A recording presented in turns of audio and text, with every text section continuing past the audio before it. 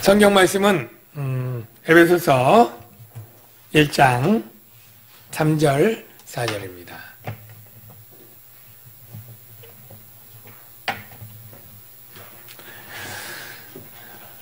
우리 같이 읽을까요? 시작. 찬송하리로다. 하나님 곧 우리 주 예수 그리스도의 아버지께서 그리스도 안에서 하늘에 속한 모든 신령한 복을 우리에게 주시되 곧 창세전에 그리스도 안에서 우리를 택하사 우리로 사랑 안에서 그 앞에 거룩하고 흠이 없게 하시려고. 아멘. 우리 좌우에 계신 분들에게 사랑합니다 미소를 띄우면서 인사할까요? 사랑합니다. 사랑합니다. 사랑합니다. 네.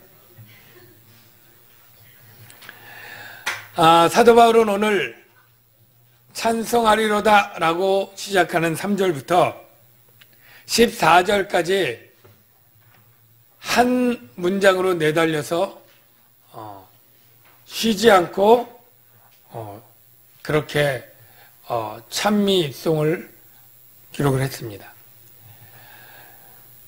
여러분 관심이 없겠지만 성경적인 제일 긴 문장이 바로 오늘 본문의 이 3절부터 14절이 뭐 우리는 중간에 국어로 보면 끊어져 있잖아요. 원래 한 문장으로 되어 있다. 헬라가 202개라고 그러던가요? 예, 그 단어로 그렇게 기록되어 있습니다. 그래서 어떤 사람들은 뭐 신학자들이겠죠? 이걸 보고 마치 긴 터널과 같은 그런 문장이다 라는 표현도 있고 마치 그 금 사슬을 다 이렇게 끼워놓은 것처럼 보배 같은 이야기들이 줄줄이 예, 나오니까 그렇게 표현한 사람도 있고 어떤 사람은 마치 산꼭대기에서 눈덩이를 만들어서 굴리면 점점 막 커지면서 빨라지면서 굴러오는 것 같은 문장이다 이렇게 표현한 사람도 있어요. 근데 왜 바울이 이렇게 이 긴 문장을 쉬지도 않고 힘들게 거침없이 내달리듯 이렇게 한 문장으로 연결했을까요? 마치 우리가 마라톤 유래를 알지만 이 전쟁에 승리한 이 그리스 군사가 이 아테네에서 마라톤에서 아테네까지 이 40km 넘는 이 거리를 단숨에 뛰어오면서 승리의 소식을 전한 것처럼 왜 좀 쉬면서 글을 쓰지 이렇게 한 문장으로 이렇게 길게 썼을까요? 왜 그랬을까요? 바로 벅차오르는 감격 때문입니다. 쉴 수가 없었던 거예요. 찬송하리로다. 여러분, 이 찬송하리로다 할 때 여러분 아멘 이런 마음이 드시나요? 왜 그런데? 좀 생뚱맞게 느끼시나요? 왜 갑자기 오바해? 아마 후자가 많을 거예요. 왜냐하면 우리는 그렇게 하나님에 대해서 격하게 찬송할 마음이 별로 없거든요. 여러분 찬송하시며 신앙생활 하십니까? 라고 물으면 여러분 그럴 거예요. 네, 찬송 불러요. 찬송 좋아하고 이 예배 때도 아까 찬송 불렀고 찬송도 듣고 네, 찬송 생활을 한다. 이렇게 대답하면 그래도 모범이죠. 여러분 찬송하리로다 이 찬송은 찬송가 많이 부르거나 많이 듣는 거 아닙니다. 정말로 하나님을 찬송한다는 표현이지만 찬양하고 경배하고 높이고 정말로 간격에 겨워서 하나님을 높이며 경배하며 예배하는 삶을 사십니까? 라고 그렇게 살아야 됩니다. 라고 말하는 거예요. 여러분 오늘 이렇게 예배 드리러 잘 오셨어요. 정말 찬송할 마음으로 오신 분도 있겠지만 혹 어떤 분들은 마지못해 안 가면 또 누가 뭐라 그럴 텐데 아니면 괜히 안 가면 찝찝하니까 습관에 따라 이 자리에 있는 분이 혹시 있을 수도 있죠. 여러분 하나님을 진정 찬송하는 마음이 없이 자리에 있으면 하나님이 그 예배를 받으실까요? 그냥 예배 시간에 자리에 있는 거예요. 있었던 거지 예배 드린 게 아닙니다. 하나님이 찾으시는 예배자가 있고 기뻐하시는 예배자가 있는데 모든 사람이 예배당에 있다고 다 그 예배가 하나님께 상달되는 게 아닙니다. 누군가의 예배는 드려지지만 누군가의 예배는 내가 내 마당만 밟고 있을 뿐이지 내가 네 예배를 받지 않는다. 얼마든지 그럴 수 있어요.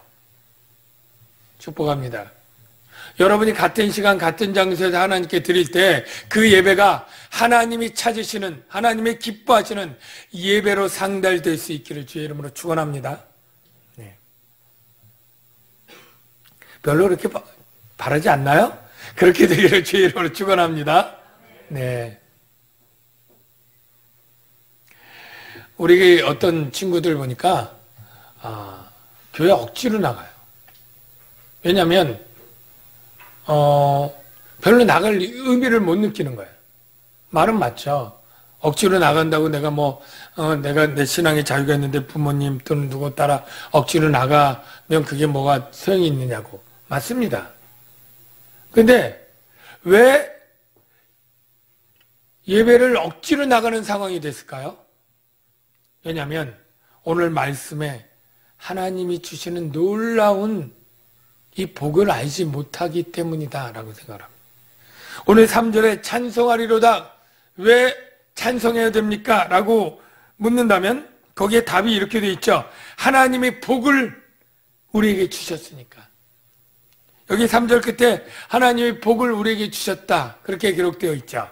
그러면 여러분 복 받으셨나요? 네. 아멘 하신 분들은 분명히 받았을 겁니다. 예. 근데 아멘 안 하신 분도 받았어요. 근데 모르는 거예요. 자, 우리가 예수 처음 믿을 때 행복의 시작 예수 그리스도 그러면 예수 믿으면 행복해지나 보다 이렇게 생각을 하죠. 그리고 예수 믿으면 복 받는데 라고 하니까 나도 복 받으면 좋겠다. 그러고 교회를 나와요. 그리고 교회 나오다 보니까 간증하는 분들이 있는데 간증하는 사람들이 보통 사업이 쫄딱 망했다가 그냥 기도하고 믿음으로 했더니 그냥 다시 이전보다 번창했던 간증이 있거나 아니면 죽을 병에 걸려가지고 막 고통하고 괴로워지고 돈도 없어지고 그러는데 병이 낫고 새 삶을 찾았다거나 아니면 이랬던 남편이 바뀌었어요. 이랬던 우리 아이가 바뀌었어요. 이런 간증들이 막 있어요. 그럴 때 예수 믿으면 이런 복이 있나 보다 라고 기대하고 신앙생활을 했어요. 그런데 정말 그렇게 되던가요? 되는 사람 아주 있어요. 소수. 대부분은 별 차이가 없는 거예요. 예수 믿기 전이나 성적이 오른 것도 아니고 사업이 잘 된 것도 아니고 병이 더 나아진 것도 아니에요.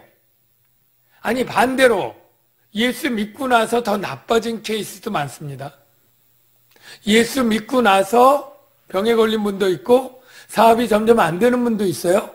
계획했던 일이 실패하는 경우도 있어요. 분명히 있습니다. 그러면 하나님이 예수 믿고 복 주고 행복하다고 하는데 이건 뭐야? 그리고 시험에 들고 믿음 생활 기회 되면 내가 다 때렸죠. 이런 속에 그냥 올번호로 하는 사람도 없잖아 있습니다.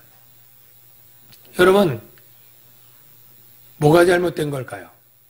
하나님 복 준다고 하고 거짓말인가요? 백지수표인가요? 아니에요. 하나님은 한 번도 우리가 생각하고 바랬던 복들이 뭐예요? 다 현세적이고 물질적이고 육체적인 복들이었어요. 예. 사업이 잘 돼서 강남에 100평짜리 아파트에 살고 좋은 차 몇 대 굴리고 육체적으로 건강해지고 예뻐지고 날씬해지고 멋져지고 이 세상에서 구하는 많은 것들이었어요. 하나님이 언제 우리에게 내게 복을 주는데 이 세상에 맞는 현세적이고 물질적인 복으로 그리고 육체적인 복을 주겠다. 물론 하나님의 복 중에 그런 것들이 들어가 있기도 해요. 그게 전부가 아닙니다. 오히려 하나님이 오늘 본문에 말한 것처럼 우리에게 복을 주시는데 어떤 복이에요? 하늘에 속한 모든 신령한 복. 하늘에 속한 모든 신령한 복. 여러분은 복을 받았습니다. 어떤 복을 받았느냐면 하늘에 속한 모든 신령한 복을 받은 걸 믿으시기 바랍니다. 그러면 하늘에 속한 모든 신령한 복이 뭐냐? 먼저 신령한 의미로 따져보면 신령한은 우리가 생각하는 신령? 굉장히 쉽게 말하면 성령에 속한 복이에요. 성령에 속한. 신령하다, 성령에 속했다. 성령에 속한 이 복은 하늘에 속하니. 왜 하늘에 속하냐면 이 하늘은 예수 그리스도가 십자가에 죽고 부활해서 하늘에 올라가서 하나님의 영광을 갖고 하나님 보좌에 앉으셔서 그리고 성령을 보내주시고 그 성령으로 말미암아 주시는 복이에요. 우리 예수님이 하늘에 올라가서 모든 대권을 갖고 성령을 보내신다고 하는 사실을 여러분 아십니까? 네. 사도행전 2장 33절 말씀 볼까요? 자막에 있을 겁니다. 자막 부탁합니다.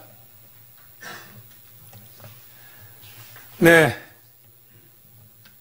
있죠. 하나님이 오른손으로 예수를 높이심에 그가 약속하신 성령을 아버지께 받아서 너희 보고 듣는 이것을 부어주셨느니라.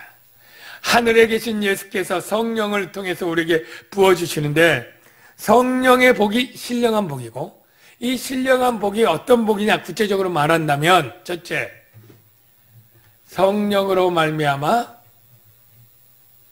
하나님의 말씀이 믿어지고 예수님이 구주로 믿어지게 하는 복이에요.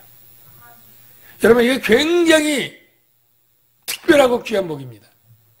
이 세상에 수십억의 수많은 인구가 있지만 아무리 복음을 들어도 듣지 못하는 이들이 있고 보아도 보지 못하는 사람들이 있는데 저와 여러분들이 이 자리에 있다는 것은 예수가 그리스도인 것이 들려졌을 때 들었고 그 사실을 믿음의 눈으로 보았고 이 자리에 있는 것이 바로 성령의 신령한 복을 받았기 때문인 것입니다. 이 성령의 신령한 복은 우리를 중생시키고 우리를 믿음으로 나아가게 해서 예수를 통해서 죄사함을 받게 하는 복으로 가요. 여러분 예수를 통해 죄사함을 받는 그 복의 뒤에는 뭐가 연결되어 있습니까? 예수 믿고 죄사함 받는 그는 예수님 부활할 때 같이 부활의 소망을 갖고 예수님의 하늘의 영광에 있을 때 그 하늘의 영광에 같이 이르게 되는 그 복이 연결되어 있다는 걸 여러분 아시기 바랍니다. 그럴 때 여러분 이 세상에 부활보다 더 큰 복이 세상에 있을까요? 이 세상 많은 복들이 다 일시적이고 내 죽음으로 다 끝나버리는데 이 부활 썩지 않을 몸으로 하나님 나라에 들어가서 이 영생을 얻는 이 복보다 더 크고 좋고 값진 복이 이 세상에 있을까요? 없는 것입니다. 여러분 신령한 복이 하나님이 주신 최고로 귀하고 가치 있는 복이라는 사실을 여러분 믿으시기를 바랍니다. 그걸 진짜 믿으면 우리 마음에 기쁨이 있겠죠. 기쁨이.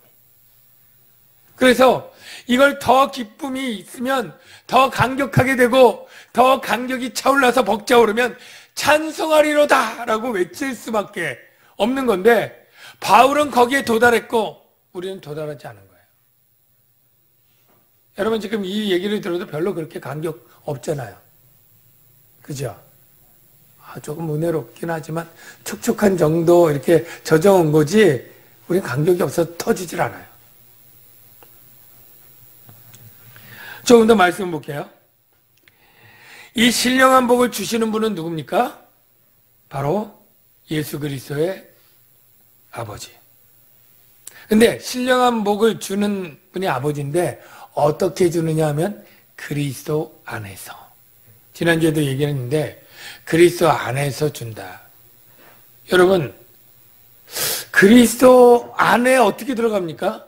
우리가 무슨 이 강대상이면 여기 서랍 있어서 뭐 열고 들어가고 어디 뭐 피아노 밑에 들어갈 수 있지만 그리스도 지금 어디 계셔요? 하늘에 부활하셔서 하나님 보좌 우편에 있잖아요. 우리가 어떻게 들어가요? 그리스도 안으로. 여기 신비한 사실이 있어요. 우리가 그리스도 안에 들어가는 방법, 예수 그리스도를 믿을 때 그 안에 들어가는 거예요. 이해가 되시나요? 예. 여러분, 이해가 안 돼도 믿음으로 받으시길 바랍니다. 우리가 성경의 진리는 머리로 이해해서 받아들이는 게 아니에요. 왜냐하면 우리 이해는 하나님의 이 놀라운 계시를 다 이해할래야 할 수가 없습니다. 마치 종이컵으로 태평양의 물을 모두 다 담으려는 시도처럼 안 돼요. 우리 이해를 초월합니다. 그런데 예수를 믿을 때 주님이 그러면 내가 네 안에 네가 내 안에 있다. 이렇게 얘기를 해주셨어요. 주님의 계시의 말씀이니까 우리가 이해가 안 돼도 그렇게 믿음으로 받기로 하는 거예요. 여러분, 예수님이 포도나무와 가지의 비유를 하면서 너희는 가지고 내가 포도나무인데 너희가 내 말이 너희 안에 거하고 하면 네가 내 안에 있고 나는 네 안에 있다. 이런 표현들을 해요. 포도나무 가지 같다. 이게 믿음이라고 하는 뭐 아무 물체도 없고 형체도 없어요. 그런데 그 믿음을 가질 때 신비하게 내 영과 예수님의 영이 영적으로 하나가 되는 거예요. 신비한 연합이라고 그래요. 신학적으로. 연합이 되면 내가 예수님 안에 예수님이 내 안에 있는 거예요. 이게 왜 중요하냐면 이렇게 내가 예수님 안에 내 안에 있을 때 신령한 복이 우리에게 흘러 들어올 수 있는 거예요. 그 신령한 복이 구체적으로 보면 이렇게 돼 있어요. 여러분 갈라디아서 2장 20절에 이런 말씀이 있죠. 내가 그리스도와 함께 십자가에 못 박혔나니 그런즉 이제는 내가 산 것이 아니 오직 내 안에 그리스도께서 사신 것이라. 이제 내가 육체 가운데 사는 것은 나를 사랑하사 나를 위하여 자기 몸을 버리신 하나님의 아들을 믿는 믿음 안에서 사는 것이라. 우리가 믿음 안에서 살 때 예수님이 내 안에 내가 예수님 안에. 내가 언제 십자가에 못 박혔어요? 여러분 언제 십자가에 못 박혔습니까? 못 박힌 적이 어디 있어요? 그런데 내가 예수님을 믿을 때 내가 그리스도와 함께 십자가에 못 박혔다. 이 고백이 나오는 거예요. 에베소서 2장 5절 자막 보세요.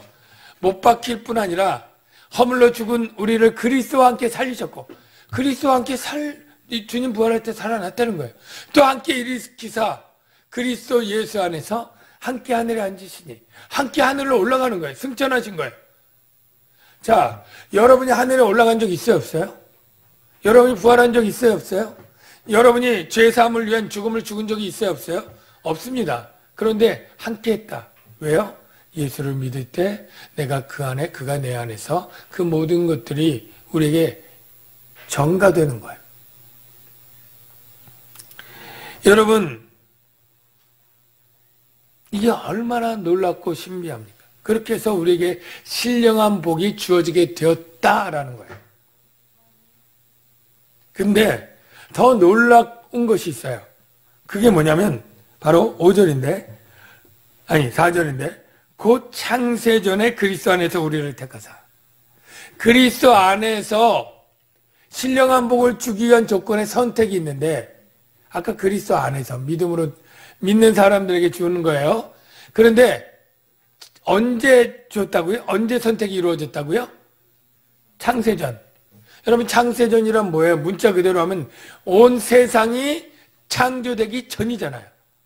오직 하나님만 계시고 아무것도 없을 때예요. 예. 이때 하나님이 여러분들을 다 뭐예요? 선택하셨다는 거예요. 나 김세열을 언제 구원하기로 선택했느냐면 내가 1962년 태어날 때가 아니라 엄마 뱃속에 있을 때가 아니라 우리 대한민국이 생기기도 전에 지구가 생기기도 전에 모든 우주가 생기기도 전에 하나님이 나 김세열을 선택했다. 이거거든요. 여러분 개인 이름을 거기다 대입해도 똑같습니다. 굉장히 이상하고 신비한 일이죠. 예. 그래서 아까 얘기한 대로 우리가 신앙은 이해하고 받는 게 아니라 믿음으로 받는 거예요. 하나님이 창세전에 성령의 감동에서 바울을 통해 선택했다고 하면 이해가 되고 이해할래도 이해할 수도 없고 모르지만 그대로 믿음으로 받는 것이다. 여러분 믿음으로 받으시길 주의 이름으로 축원합니다. 근데 이 창세전에 했다는 게 굉장히 은혜로운 그러한 영적 진리가 있어요. 뭐냐면 창세전에 했다는 건 아무도 없었을 때 한 거잖아요. 그러니까 하나님의 선택은 절대 주권적인 행위였다. 절대 주권이라는 것은 남이 이래라 저래라 간섭할 수 없고 하나님의 독자적인 선택이었다는 거예요. 심지어 우리가 예를 들어 직원을 뽑거나 제가 교회에서 누구를 뭐 임명하려고 해도 물어봐야 돼, 본인한테. 이거 새롭게 이런 직책이 있는데 좀 하실래요? 아, 저 바빠서 못해요. 다른 분에게 묻고. 여러 번 묻다가 한 사람에게 맡기고요. 그 맡길 때도 저 혼자 하지 않고 장로님들에게, 아, 이분들에게 이 일을 맡길까요? 예. 그러면 장로님들이 좋다 그러면 하고, 아, 그분보다는 누가 낫습니다. 그럼 막 이렇게 해요. 그러니까 제가 혼자 뭘 결정을 못해요. 일단 본인에게 묻는 일부터도 해야 되죠. 그러나 하나님은 아무것도 없을 때 정할 때 누가, 쟤는 구원하면 안 돼요. 예, 쟤는 구원할 만해요. 아, 쟤는 좀 고민되는데요. 누가 간섭하거나 개입할 존재가 있어요? 없는 거죠. 물어봐야 돼요. 내가 너 선택할까? 구원할까? 아니요. 하나님의 절대 주권. 절대 주권이기 때문에 어떤 은혜가 있느냐면 아무도 하나님이 나를 구원하기로 선택해서 내가 구원받는 것에 자랑할 자가 아무도 없다는 거예요. 절대 겸손해야 돼. 자, 여기 계신 분 중에 내가 어려서부터 예수 잘 믿었는데 원래 내가 성품이 착해서 잘 믿었다, 이러신 분 있어요? 없어요? 모범생이니까 하나님이 나를 구원하기로 선택했다. 예. 저는 그런 생각 했었는데 교만하게. 여러분, 내가 우리 3대째 믿음의 가정이기 때문에 그렇게 조금 자랑스럽게 얘기하는데, 그 믿음의 가정인 것은 자랑스러울 수 있지만 그것 때문에 여러분을 하나님이 선택한 것은 절대 아닙니다. 하나님이 선택하지 않았으면 믿음의 가정 3대 아니라 10대가 가도 구원받지 못합니다. 예. 목사 아들도 딸도 구원받지 못해요. 예. 하나님의 선택은 개인적이고 주권적인 거예요. 예. 그래서 여러분 중에 내가 어떠한 행위, 하나님의 선택하실 수밖에 없는, 그렇게 내가 자격을 갖추고 조건이 되고 뭐를 잘해서 내가 선택받고 구원받았다라고 말할 수 있는 사람은 전 세계에 단 한 명도 없다. 오직 하나님의 은혜다. 이걸 가르쳐주고 있어요. 창세전에. 여러분, 창세전에 하나님이 여러분을 선택했다는 사실 믿으시기로 했죠. 그러면 여러분이 구원받고 이 자리에 있는 것이 하나님의 은혜다라고 고백해야 된다는 것, 여러분 믿으시길 바랍니다. 예. 하나님이 우리를 선택하신 이유가 뭘까? 하나님의 공의를 따지면 우리는 다 죄인이고 그 죄로 인해서 정죄받고 심판에 받아서 영원한 불못에서 영벌을 당해야 마땅한데, 하나님이 우리를 선택하사 구원하시고 영생으로 주는 그 근본 이유가 뭘까라고 하면 바로 4절에 있는 단어 중에 사랑 안에서라는 단어예요. 이 사랑 안에서가 우리말로는 이유가 잘 안 되지만 다르게 하면 사랑으로라고도 번역할 수 있어요. 하나님은 사랑으로 우리를